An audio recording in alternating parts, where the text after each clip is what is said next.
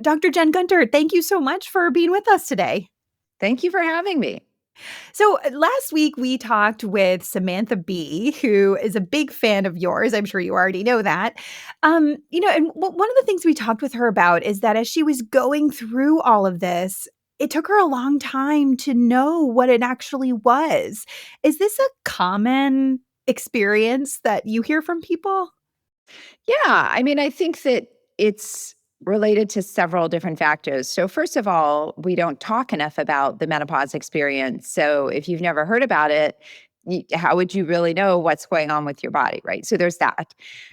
A lot of women get their symptoms dismissed, but also the symptoms can be really non-specific. You can have irregular periods for other reasons. You can have heavy bleeding for other reasons. You can have hot flashes for other reasons, brain fog, just not feeling yourself. So there's, I think, a combination of reasons that a lot of people don't realize that's what it is until they're in the middle of it.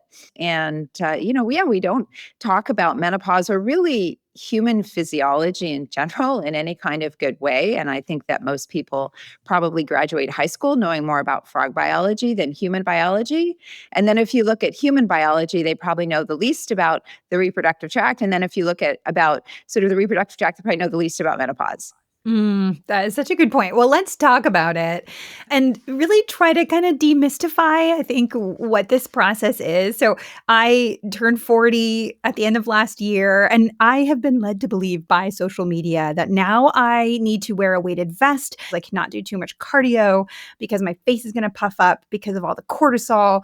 And there's just a lot of stuff coming at people of my age about what to expect with perimenopause. W can you tell us what we actually should expect? What to expect when you're expecting perimenopause? Sure. Well, first of all, you're still a human. Oh, So, so things like, oh, cardio is bad for you, that doesn't apply. Those are people trying to sell like coaching services or, they're cherry picking one bad article. Fear mongering, that's what it's all about because that's what gets attention on social media. So the first symptom, so menopause is your last menstrual period. That's around the age of 51 in the United States. And then if you look at the range where that can happen, that's kind of age 45 to 55. And the menopause transition is sort of the hormonal changes that start to lead up. And we might refer to that as perimenopause. In perimenopause, the average age it starts is 45. So for some people, it can be younger, some people, it can be older. It can last about 4 to 10 years. And that's when symptoms can start, but they don't always. It's really a wide range of experiences. In general, we say perimenopause has started when you start to notice changes with your menstrual cycle that are happening like on a regular basis. So normally, cycle to cycle, we say that you can have a 7-day swing. So it could be every 28 days and every 32 days and every 25, and that's all normal. And with the very first start of the menopause transition or perimenopause, we're starting to see more than 7 days. And so that means that you're likely in the early menopause transition. And then when you're skipping a period, then you're probably likely in the late menopause transition, late perimenopause, and you probably have about 1 to 3 years to go. what are some of the things that are most commonly experienced during this time that people should be aware of? Yeah, so the most common symptom is irregular bleeding. I'm sure there's a rare unicorn who had regular periods and then boom, it stopped. Just like there's people who didn't have any pain, during pregnancy and delivery. There's always one. So that can happen. Hot flashes are also very common, wide range of experiences. So, maybe 75% of women, 80% will be bothered. For some people, they can start earlier. Some people not till after their final period. Some people, they can go on for more than 10 years. Other people, it's going to be shorter. Uh, Brain fog's another common symptom that we hear about. Disturbed sleep. Joint pain is another common symptom. Depression is something else that can happen. Uh, Heart palpitations, something that's reported. Vaginal symptoms, such as dryness and pain with sex, and then irritation, things like that. And then, as I alluded to, there's also sort of a change in health trajectories. So, an increased risk of osteoporosis, a change in health trajectory for cardiovascular disease, diabetes, metabolic syndrome, and those are probably like the most common ones that we hear about. This sounds great. Well, think about all these things that are also with aging, right? So with aging, you Mhm. have these increased risks as well. You just have to look at it as, well, this is how your body changes, and isn't it good to know about how your body changes? Right. I think the most important thing is to talk about it so people can be open and honest, and then they can make educated decisions. Yeah. Well, that was one of the things I really liked that I read in your book. You pointed out that women who live in cultures that use terminology that references a change of life instead of menopause tend to be less bothered by common symptoms of menopause. Can you talk us through that a little bit? Yeah, I mean, it's fascinating, but how you talk about something actually changes your thoughts about it. And, this doesn't mean people don't have hot flashes. It doesn't mean that people are making it up or it's in their head.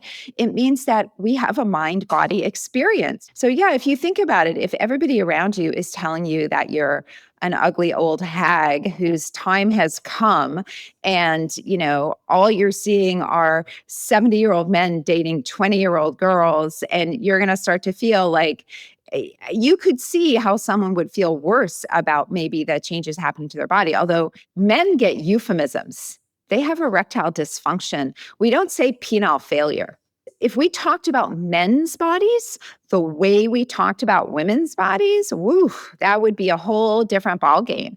And, so I just think it's important that we have a level playing field in terminology, as everything else. What are some of the things we hear so much about hormone treatment, hormone replacement kinds of things? There's all these different supplements.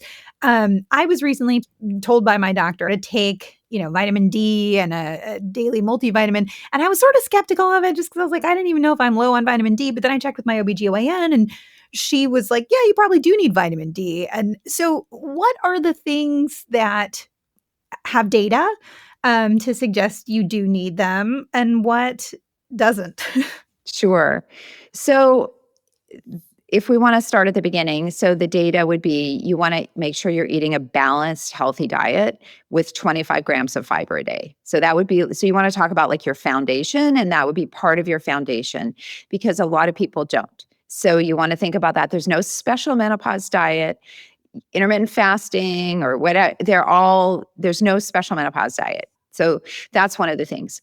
Getting your exercise in. And you mentioned earlier hearing a lot about resistance training. And it's true. Resistance training is really good for women, especially for protecting bone health and muscle health as we age, because we all lose muscle as we age.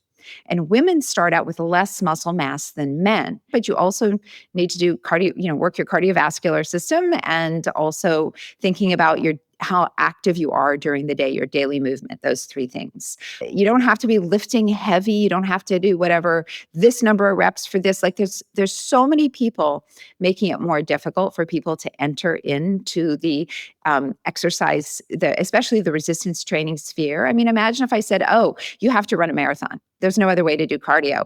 Like, right? So, we have to make it accessible for people, because if you look at women in menopause and what they're doing, sort of these basics, eating healthy, exercising the recommended amounts, and not smoking. Think about those as the three basics. Only 7% are doing all three. So there's a lot of room to move. So that's kind of the basic. Then you think about the next level. What can you do? Well, what is bothering you? What's your bother factor? Are you having irregular bleeding? Are you having hot flashes? Is your depression getting worse? What's bothering you? And so I think it's important to let people know that you have like a buffet of options, and here are the options. Here are the things that might work the best. Here are the things that are studied. I encourage people to make a list. And then when they come to the doctor, try to focus on the top two. And then you can start to gradually work down the list. For supplements, it depends what you're doing. Vitamin D is a little bit controversial in that people have done so many studies with it, and it hasn't really panned out to do much except raise the vitamin D levels. That being said, especially in places where people get little sun and in northern climates, taking 600 to 800 international units of vitamin D a day is not going to harm anybody. There is some possibility that high doses can cause harm. So, you're taking 800 international units a day. That's great. You just want to take one that has been USP or NSF certified. Those are independent third party. And as for any other supplement, I think that if somebody's got an individual health concern, obviously, if You're low in iron, you need an iron supplement, right? Things like that. But is there another menopause supplement that we recommend? Not really. Mm. Well, there's so much talk of them right now, on social media. There was just an Oprah special about menopause. I read your blog posts about it. And one of the things I thought was really, a good way of putting it was you mentioned we are in a menopause gold rush right now with celebrities, medical professionals, and influencers all trying to cash in. Can you tell us more about that and some of the things you think are most concerning that you're seeing out there? Yeah. I mean, in the United States, if you want to get rich, supplements is a great way to do it. I actually went through the process and set up my own supplement company to see how much money and how much effort it would cost. I didn't go through with it because I'm ethical. And and it's a stunningly little amount of work. So it's very easy. It's like printing money. And so we see people moving more and more and more into this market and pushing it. There are influencers who have ads, that they may be working with supplement companies. And the problem with supplements is they're generally understudied. They often don't contain what they claim. And people cherry pick the literature, and there's a lot of money to be made. And so if these products really worked, people would study you'd think they'd want to study them. So I just tell people to not take health advice from people who are selling you stuff, because if it was a pharmaceutical company that said, "Oh, you should take our hormone," or "Oh, you should take our antidepressant," you'd say, "You know what? I should probably get independent information here. I probably shouldn't trust the company." I do a lot of reporting on like GLP medicines, the Mhm. new weight loss drugs. And I've heard from a lot of people going through menopause that they associate recent weight gain with menopause. Is weight gain caused by menopause, or is it another one of these things that can kind of happen at this time of life? Weight gain itself, if you're just looking at the number of pounds that you're putting on, follows an age-related trajectory. Nobody likes to hear that. I often get a lot of insults about that. And it follows an age-related trajectory. However, the weight that you put on tends to be more fat. And it tends to go around the middle. So body composition does change. And so it is true that you might say, I used to have this shape and now I have this shape. And that is related to menopause. So many people will notice that it's going around their waist. And we don't actually understand why that is. People have studied menopause hormone therapy for weight loss, and it hasn't shown to be effective for that.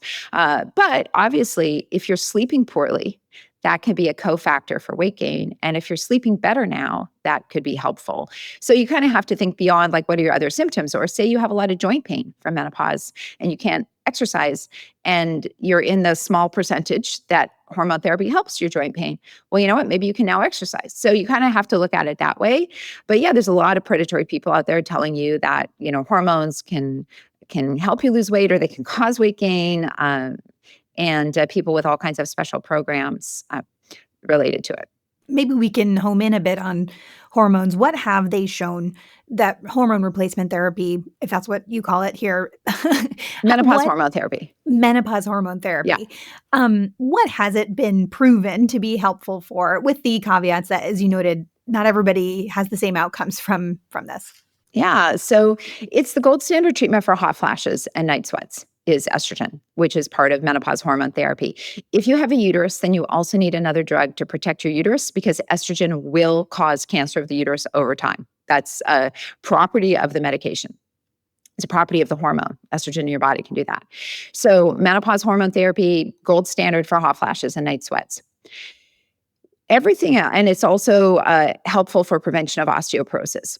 But everything else is not an FDA approved indication. And we have varying levels of quality data to support it. So in this area, we kind of have to say, well, it might be reasonable to try. I kind of call these like the yellow light indications. So for example, there's some data to show that estrogen can be helpful in the menopause transition for depression, but that it is not helpful after the menopause transition for depression. So once you're in menopause, antidepressants are also effective, and they get a bad rap. They're not a bad option. They're both different options, and they are both effective in the menopause transition. And even together, they can be synergistic and give a greater effect. Brain fog.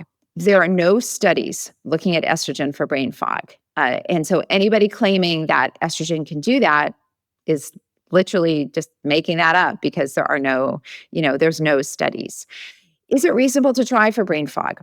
It wouldn't be unreasonable to try menopause hormone therapy to see if it helps, but it would be inappropriate for a doctor to go online or, to say this is absolutely definitely going to help you, right? Those are slightly different things. One is accurate and one is, sensational. And so a lot of the symptoms are like that. You can say, well, it might be reasonable to give it a try and let's see how it works for you. Understanding that there could also be a placebo response. And so we just have to be careful because I often see people who have had a partial response and then they keep getting the dose escalated, they keep improving it, and then all of a sudden now they're on doses that are equivalent to the birth control pill or sometimes even higher. And, they're still not better. So I think it's just really important to just be open and honest, but also with something like brain fog, you want to make sure it's also not like iron deficiency because estrogen's not going to help that. One of the things we've talked about a little bit is the social media discourse around this right now. And I wonder your reflections on it because in some ways there's a lot more conversations about menopause. People are talking about it a lot more. Samantha Bee was telling us she thinks it's really Gen X that has said, we need to talk about this stuff. And this generation is doing things for my generation. And hopefully my generation will help the next generation. And we'll talk about it more. And that seems like a good thing. But at the same time, there's a lot of misinformation. There's a lot of what you said, causing fear often to try to sell things. How do you reflect on the social media discourse around the menopause transition? Yeah. So, I've been pretty active on social media since 2010. And I would say that the discourse over the last 3 to 4 years, shortly after my book came out, I would say has really changed. And I think there's a lot of people realizing that there's a lot of money in menopause. And the menopause supplements, the leading with fear, that every 6 months it's a new thing, right? I mean, there's women coming in 32 saying, oh, I might be in perimenopause. And when you talk to them, they don't have any of the symptoms that will, line up. And, maybe they have depression and they've been led to believe by social media that depression at 32 when they have rock solid normal periods and nothing else to suggest it is perimenopause. And that's doing women a disservice. That's the patriarchy, right? Giving people disinformation about their bodies serves misogyny. So I think that people need to be very careful about, first of all, researching laterally. So if you find information on social media, you can't use that same person to further research that topic. You need to move to a different browser and you need to research independently and find another source, find a vetted, reliable source. Does they say the same thing or not? If somebody is selling you a product, it's a sales pitch. We're seeing now people offering bespoke coaching services, like where it's $1,200 a year to join or, things like that. And I just, we don't have any outcome data from any of this stuff. So how helpful it is, we don't know. And then the third thing I would say is if somebody's leading with fear, be very mindful about that. You can absolutely talk about lots of subjects without leading into fear, but fear is what drives the algorithm on social media. So I think that you just have to kind of look at what they're selling and the whole totality. And I get it's really hard. It's very easy to get sucked in social media. That happens to me about other topics. Yeah, I think that's such a good point. Even switching your browser, or let's say you're seeing something on Instagram, then you need to maybe move off of Instagram because as you mentioned, the algorithm then starts to feed you similar things. Right. And you may not actually be researching linearly. You may think you are by just Right. going to a different thing, but you may not be. Absolutely. And that is one of the hallmarks of reading laterally. You've got to open a new browser. You've got to get off that site and go somewhere else because we all mistake repetition for accuracy. That's a human trait. And so what is Instagram? What is TikTok? It's repetition. That's what it is. And I would say that one of the best places people can look are the guidelines from medical professional societies. And so what I tell people is if you want to fact check something, put in your Google search weighted vests And then put in Osteoporosis Society, put in Menopause Society, put in something like that. The Canadian Osteoporosis Society is a fantastic site.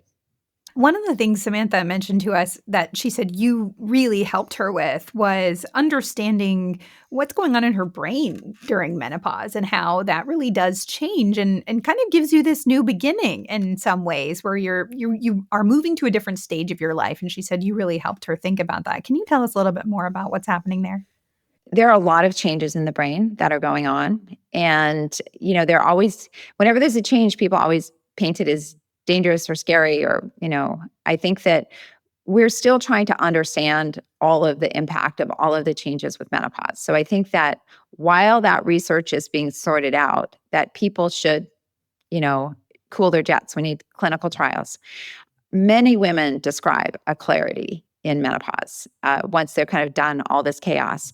And whether it's because, their brain has pruned all the pathways that are no longer needed for reproduction, and they've got all this like space left. I mean, that's a bad, I'm butchering the neurophysiology of it, but you do kind of get the point. Like you have a lot of your brain is occupied with reproduction, sending the signals back and forth. And who knows, maybe once that's not needed, maybe it's a clarity, maybe it's just aging and you don't care anymore. It's also possible that. But the thing that I would say is that, women in menopause have historically been incredible contributors to their society, right? So if you look at studies from traditional hunter-gatherers, women in menopause are providing the bulk of the calories for the family unit. They're the ones out there, doing the gathering, bringing the food in. And if you think about it, it's a lot of work. Like that's a lot of physical labor. Historically, what do you think what's the value of somebody after they finish reproducing? We have this very patriarchal view that we're only of value if we're popping out babies, right? And the thing is women have been living far beyond their reproductive capacity for a long, long time. But if you think about it historically, right, that women in menopause were almost certainly, the knowledge bearers in the tribe. They had the information, the wisdom. If there's only a drought every 15 or 20 years, you need someone who's lived long enough to remember where to go get the water. And so I would say that there is a lot of collective wisdom that we have as we age, and our society has downplayed that and downplayed that value. But there's a lot of women thriving and super successful, in their 50s, 60s, and 70s and beyond. So it doesn't stop with your last period. I also hear a lot about rage. Does that go away? I mean, that's been played out, but it hasn't been studied. So I think that it's hard to make a comment about something that hasn't been studied. There's a lot to be ragey about right now, right? So I just think that's also important to acknowledge.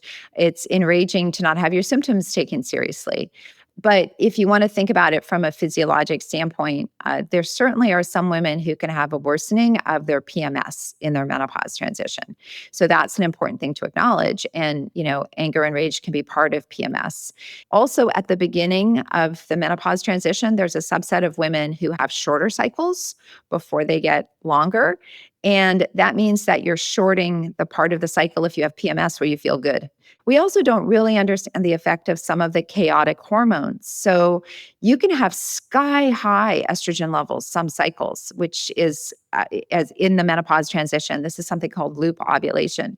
And what's the impact of that? What's the impact of having sky high estrogen and then going back down? So is it conceivable or possible that people could have sort of, symptoms related to that, behavioral neuropsychiatric type symptoms? Absolutely. Do I have good data to say what's causing it and what isn't? No.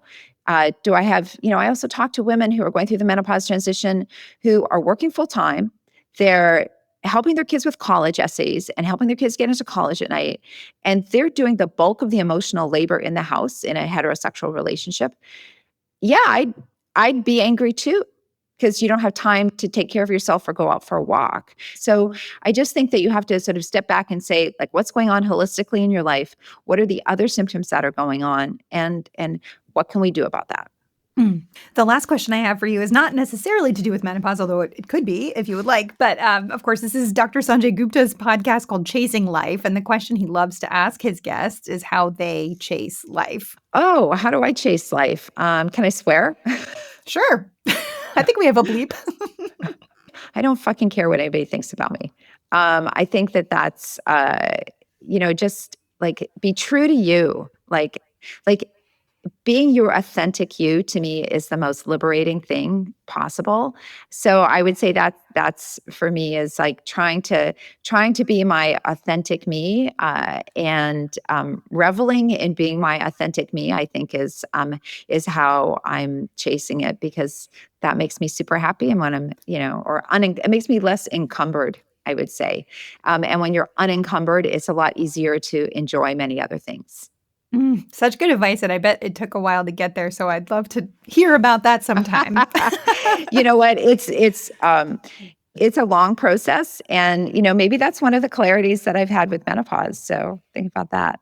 All right, a wonderful parting message. Dr. Jen Gunter, thank you so much. Thank you so much for having me.